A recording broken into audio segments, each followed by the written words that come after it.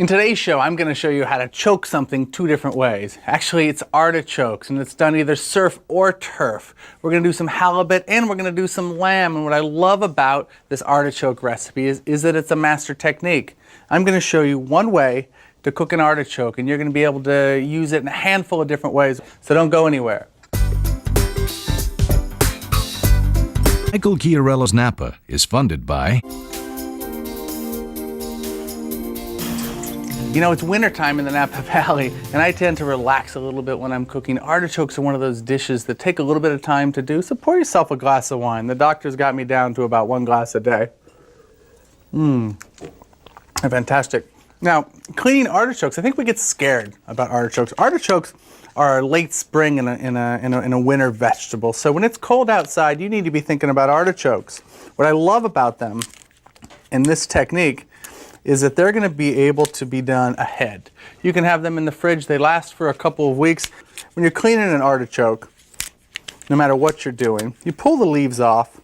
The leaves at the bottom are going to be tough. And then we bend them over our finger. And I continue to do this until I see that the leaves underneath are beginning to get lightened. Okay, we're going to cut this down now. I like the stem. The stem tells me where I need to cut it. If you look right in here, right, you can see the dark green spot is what I want to cut away, and that tender spot in the middle is fantastic. So use a paring knife, go straight down, bend it back, and again, you turn the artichoke, you don't turn your knife. Okay, so we're going to cut these right about there. Now artichokes oxidize, so you want to work quickly. Okay? Here's the choke, there's the art, there's the choke right there. You can take a spoon and just dig right in there, right, and just pull it back. And the spoon goes in. All right, now we're going to quarter these one more time. There we go. There's some that are already done. Really simple dish to do. I love these all by themselves, okay? So we're going to take some garlic.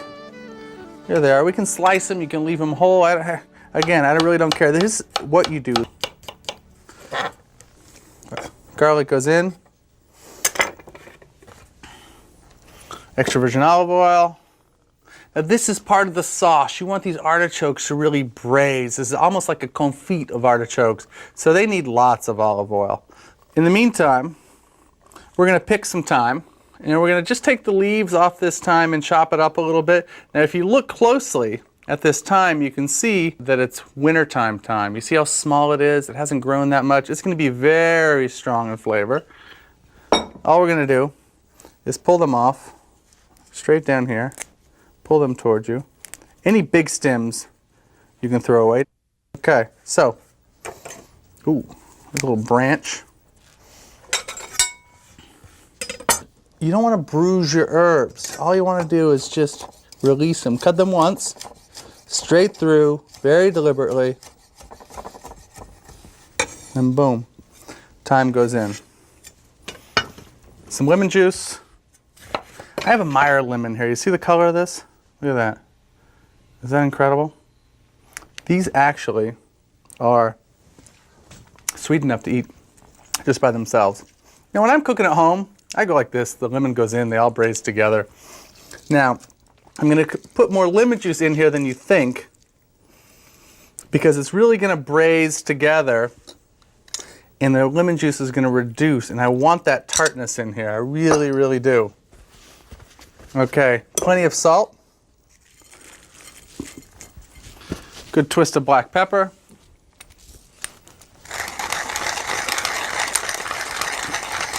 Couple bay leaves.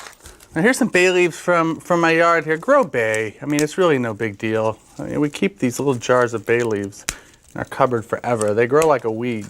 They are really easy. Now, these go like this. We're gonna go right into a pan and we're gonna put these in the oven. But when you put things right in the oven, it takes, I don't know how many minutes for something to get up to a simmer in an oven when you just put a pan in dry. So what I tend to do is bring things up to a simmer. So these go in uncovered. I really want the dehydration inside the pan. I want the flavors to concentrate. I want everything to kind of cook in and around these artichokes. So once this comes to a simmer, we'll go right into the oven. Oh, those are perfect. See what I'm talking about? All of the flavors concentrated. The artichokes shrunken down. They're really intense. Now as an antipasto, just like this, a little piece of pecorino, a bruschetta, a glass of vino bianco, and you're going to be a hero. So don't be afraid to make a big batch of these and leave them in the fridge.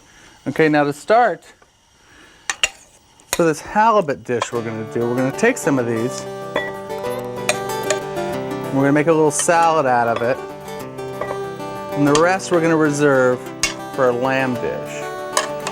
Alright, so those go there. Well, those are cooling a little bit. I'm going to go ahead and get my halibut. Now, wherever you live, whatever fish you eat, I mean, for us, we took the artichokes from down by Salinas, right, which is south of San Francisco, if you don't know California. North of San Francisco, our sister county, Sonoma, the other wine country, is right next to the coast. We got some halibut, and that was fantastic. We came inland to Sonoma on our way back home, and we picked up some baby lamb.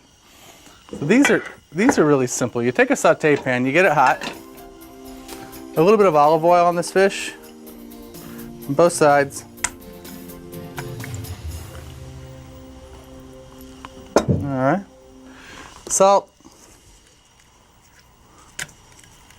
A little bit of black pepper. You know, people use white pepper with fish, and you know, when I was working in French restaurants, they'd always say, oh no, you use pois blanc for fish. Black pepper looks like ants. But you know what? I'd rather have the flavor. White pepper to me is just a little too hot. It's just not right. Okay, you see the skin side right here on the fish? We want that to be down because we don't want to see that. That's not the presentation side.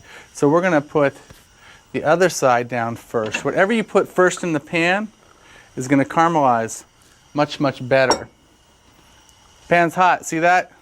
Sauté means to jump in the pan. If your food doesn't jump, you have a little bit of a problem. Okay? Now my pan's good and hot. I can turn it down a little bit. Now you have to judge your own stove at home. I have a beautiful stove. I have plenty of BTUs. So if you're working on an electric range, you want to maybe leave it on high a little bit longer. The recovery time on some stoves isn't always the same. Okay, we want a nice little skin. So while those are searing, I'm going to wait. I'm going to get some really good caramelization. Because my fish isn't that thick, I'm going to cook it longer on one side than the other and get some really deep color here. Now while that's going on, I'm going to finish my salad. I'm going to take some of these red onions. Now what I do with red onions is I bloom them a little bit. A red onion by itself is a little too crudo to me. What the acid seems to do is it just, not only does it change the color a little bit, but it just sweetens them up just enough to be able to eat in a raw salad like this. In they go. We have a few Kalamata olives. Again, any olives that you like. Now you see I'm listening to my fish. I can still hear it sizzling and cracking a lot. That means there's plenty of moisture. I don't need to worry about it. Olives go in. I have some Italian parsley leaves that we've just picked. We use parsley a lot as like a salad ingredient where you mix it in and it's got plenty and it works like a little ensalatina. Mix these together. Now you don't want to do this that far ahead at all because the acid's going to kind of make everything cook together, turn the parsley color. I like the freshness of this. This is a dish that you do when springtime's just around the corner. You're looking for a deep enough flavor from the artichoke. It's like a shoulder season, right?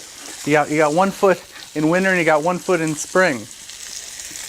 And I love that the deep flavor of the artichoke and the freshness of everything else. All right. Fish is almost done. Spatula. When you're turning fish, pay attention to what you're doing. People get so scared when they're cooking. And don't be scared, right? The worst thing that's going to happen is you're going to burn yourself, right? That's the worst thing. If you're scared, for sure you're going to burn yourself. Take the fish, tip the pan over. If there's no oil for it to splatter on, it's not going to hit you. Turn the fish over. Oh, look at that. Same thing this way. Turn the pan the other way. And that goes over. All right. You take a pair of Italian tongs. a spoon in a hand.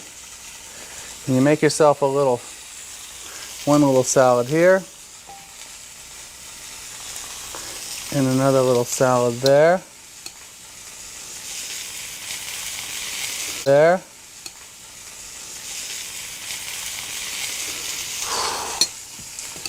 I don't know, I'd be a pretty happy camper if somebody served this when I got home from work. That's the problem with being a chef. You know, nobody invites you over to eat. Sometimes I get invited over to eat, and they end up having all the ingredients out like this. Well, what we were thinking is maybe a little halibut with an artichoke. Maybe you can help us. So we don't get that many invites. Fish is perfect. If you're worried about all the fat and everything, you know, you can take it and pat them dry a little bit. But I think these are great, as they are. I love that crispy hot up against the tartness of the dressing and the richness of that artichoke. I don't know about you guys, but if I was at a restaurant, that'd be an entree for $21.95. You know, I live in that tastes this fantastic. We're gonna move on to our lamb, all right? Saute pan comes over.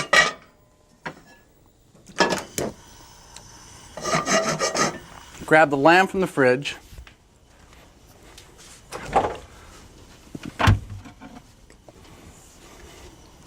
What I love about these is they're like lamb lollipops, right? You don't even need silverware to eat this dish because you have a fork right here. You got a little handle for them. Now the lamb, you can season however you'd like. I'm going to season my meat first, and I'm going to give it a quick flouring. Again, if you're seasoning things, season them deliberately and on both sides. Press the salt in so it gets into the meat. Give them a little dusting like that. You don't want to do these ahead. People always say, oh, can I flour them ahead like this is such a big deal? No, you can't flour them ahead because it'll get gummy on there. Then you'll put more flour and then it'll for sure not taste great. All right, we just want to do this right before we go on. Look at that. Okay, pan's good and hot. You can hear a pan when they're really hot. You hold it up to your ear, not too close, and it goes bzzz. When I know my pan's hot, I'm going to put my olive oil in the corner so it doesn't spontaneously combust if it's too hot. That's perfect. Again, we set those in deliberately. We're going to leave them alone so they get really good and caramelized. We'll give them about a minute and a half on this side. We'll turn them over for another minute and a half, and we'll pull them off and let them rest. All right, if you come in and you look really closely here, you'll just begin to see some blood coming up. Now, whenever we're cooking meat, we talk about this, that when the blood begins to come up, and the juices, depending on, you know, if you're freaked out about that word, when they begin to come up to the top, it's a good time to turn it over. Let's see. Look at that. All right, that is just perfect. Turn these guys over. Now I'm going to cook them only about half as long on this side because they're thin little lollipops. Okay. These guys come off. When you're doing things like this and you're letting them rest, spread them out. Do not stack them on top of themselves. It's like a dog pile. All the juices will squeeze out. Okay? All right, now we're going to get rid of this lamb fat right here and just pour it out for it to cool. Now we're going to deglaze the pan. That deglaze, that whole process means to get all these bits, see all these bits right there? That's flavor. And we want to get that flavor up. A little bit of the acid in the white wine is really going to help with that. So we're going to pour it off the heat. If you don't pour it off the heat, you risk this. Right? For me, that's no big deal. It just flames a little bit. For other people, they freak out, they toss the pan, it goes on the ground, big problem. Before you know it, you're having dinner with a fireman. Okay, now the white wine we want to reduce down. So take your spatula, get all of the good flavor. Okay, all the good flavor off the bottom. And once it's reduced, we're going to add a little bit of chicken broth. Now don't worry if you don't have any chicken broth. If all you had was white wine and you were doing this, it would be fine. If you want to add a little bit of water, that'd be fine also. But I use a little bit of chicken broth. It's just going to give this sauce a little bit of viscosity. And this is going to reduce in half. We're going to take this out of the pan and go ahead and build our finished sauce. All right, you can tell by the size of the bubbles inside that it's just starting to get a little bit viscous. So that's what I'm doing as a chef when I have other things going on. I'm not just watching the pan to see how it's doing. As I'm over here, I'm doing my thing, and I look over and I say, bubbles look okay. I think it's time to take it off. All right, so these come off over here. Now, I got out of the restaurant business not too long ago, and I realized that cooking at home can be really laborious. Not the cooking part, mind you, but all the cleaning that goes with it. And as a chef, I was used to having a whole squadron of people around me that were always washing. So now I'm a little more cognizant of it. I take a pan, I give it a wipe, and I begin to saute my next ingredient. One less pan that I have to clean. All right, so now we have some hot olive oil, some fresh garlic. And this garlic's going to saute until it gets light brown. As soon as my garlic's light brown, I'm going to add a lot of these whole leaves of Italian parsley right in. That's going to crack in together. This is a little sofrito. This is a little layer of flavor underneath this sauce. All of these juices go back in.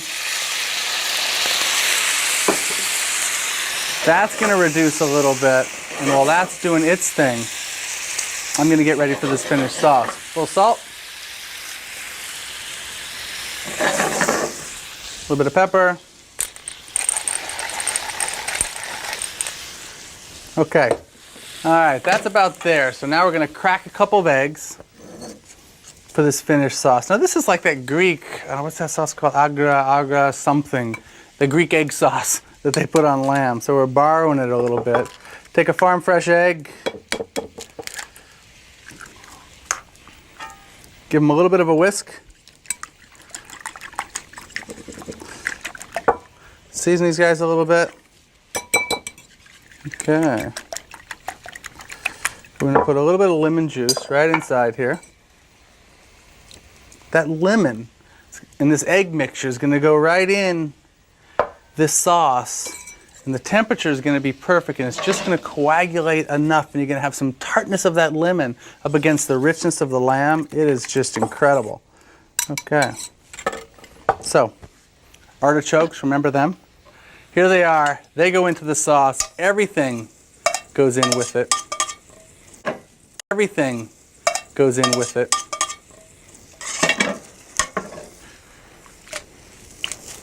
All right. These are just simmering really lightly. You pour these in. Stir it the entire time.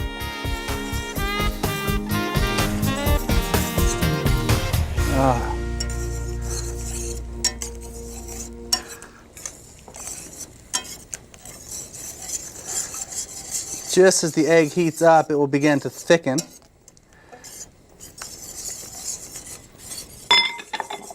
A tasting spoon, make sure the salt's right. Oh my God. Okay. Now this is just going to carry over a little bit so that my heat's off. And we're going to get ready to plate this guy up. Now what I love about these is you can give them a little stack, okay? Doing this one this way, one this way. You want to expose the meat, so when you put the sauce over the top, you're going to get a little bit of sauce on top of each chop. All right. I love lamb. Okay. Here's my egg sauce, a little artichoke. These on.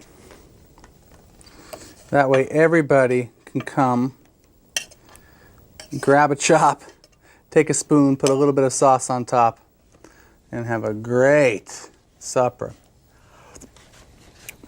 Oh my, I love that. Thank you to all my Greek friends out there for sharing this little trick with us. All right, so here we have it. We have some halibut on a little insalatina, a little salad of oven-braised artichokes, red onions, Kalamata olives, and parsley. Lots of parsley to turn it into a wonderful salad. crispy sauteed halibut on top. That whole hot and crispy up against a cool and tart is just an explosion of flavor. Those same artichokes turned into a sauce, a quick sauteed lamb. A little deglaze with some white wine, some eggs to finish, and the artichokes poured over the top, and you have all of this going on. The richness of the lamb, the tartness of the egg sauce, they're just spectacular. So remember, when you're learning dishes and techniques like these oven braised artichokes, by themselves they're a dish in their own glory. So be sure that you're making a big batch and then begin to experiment a little bit. As you can see with just 2 dishes here, these are 2 of probably 100 things you can do with this artichoke dish. The basis for all my food and wine pairing is really simple, to take a like flavor with another like flavor. In the case of this little lamb chop lollipop, we know we love lamb, and we know what we love is the gaminess to it. So, if you find a wine that has a little bit of a gamey character to go with it, they'll be fantastic. My choice, being a Zinfandel farmer, is always a mulled vine Zinfandel, but one of the classic combinations of all time is Pinot Noir. A beautiful glass of Pinot Noir and a lamb chop lollipop. Life's not so bad.